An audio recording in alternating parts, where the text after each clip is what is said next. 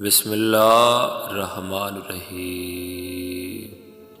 حضرت امام محمد باقر علیہ السلام نے فرمایا، جو شخص اپنے جنتی ہونے کے بارے میں جاننا چاہتا ہے اسے چاہیے کہ وہ اپنے دل پر ہماری محبت کو پیش کرے، اور اگر وہ اسے قبول کر لے تو وہ مومن ہے، اور جو ہم سے محبت کرتا ہے اسے چاہیے کہ قبر حسین علیہ السلام کی زیارت میں رغبت کرے۔